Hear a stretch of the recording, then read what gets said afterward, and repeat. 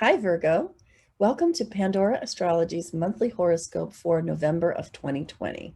For you, Virgo, this month's themes are going to center around finance and communication. And if any questions come up in your mind about it and you want to know more about it in a personal reading with one of us Pandora astrologers, you can find a link for that in the YouTube description below. This month, two planets that have been really bothering us are going to go direct, and that would be Mars, but also Mercury, which is a ruling planet for you, Virgo. Hey, Julia, what are your thoughts about Mercury and Mars going direct for Virgo this month?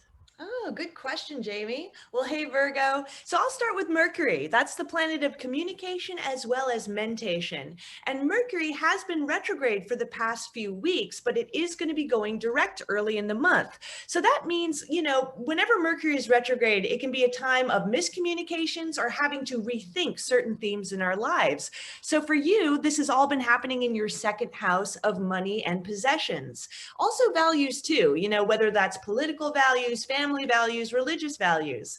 So that just means that over the past few weeks, you may have had miscommunications over money, maybe wanting a raise from your boss, but not quite getting through to her the way you'd like to, or perhaps even miscommunications or having to sort of rethink your financial strategies as well as how you communicate your values to others. Now, the good news is that Mercury is going to go direct on November 3rd, so that'll make these areas a lot smoother. And then Mercury is going to enter Scorpio on November 10th, which correlates with your third house. So after that date, the third house is the house of siblings. It's the house of neighborhood. It's also the house of communication too. So that means that when Mercury enters this house, it's going to be a wonderful period if you do any writing, if you do any blogging, if you do any public speaking, because those are things that the third house represents. You also might feel more like connecting with people in your neighborhood or shared communication with your siblings as well.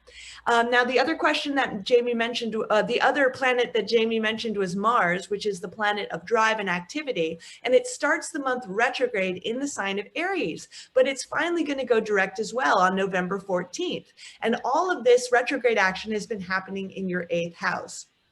So when Mars goes retrograde, we often have to deal with a lot of frustrations, as well as even arguments and flare-ups over wherever Mars is. And in your eighth house of other people's money and shared intimacy, it could mean that you've been having a lot of frustrations, either with any money that you share with people close to you, like a spouse or your family. This house rules things like investments, inheritances, also money you share with institutions. So that's loans, debts, taxes.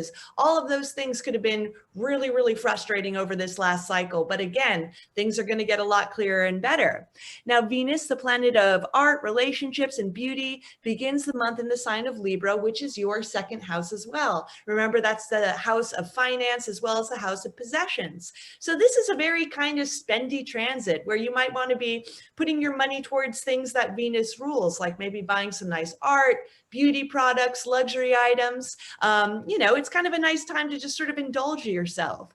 And then Venus enters Scorpio on November 21st, which is again your third house. And that is again the house of siblings and neighborhood. So a wonderful period for getting along well with your relatives. This house also can represent cousins and aunts and uncles too, as well as just feeling happy in your neighborhood, maybe taking little trips, short journeys, going to the local beach, for example, or visiting a park too. Well, right also around November 21st, we have a shift where the sun moves into Sagittarius, thus beginning Sagittarius season. And as it does that, for you, Virgo, it moves into the fourth house, which is the house of home and family. And wherever the sun goes, it brings the spotlight of awareness, consciousness, attention, if you will, sunlight. So it's going to shine some light into that arena of home, family, domestic life, heritage, and roots. That could feel really warm and sunny, or it could also, maybe feel like maybe a bit too much attention in that area, a little too bright and glary, perhaps.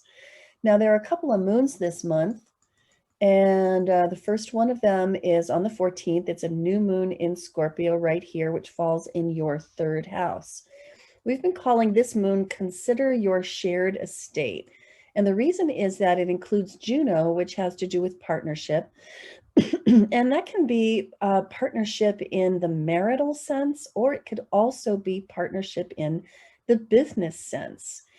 So it brings in those themes of committed partnership, but also it's in the sign of Scorpio, which has to do with shared finances and also decease, death.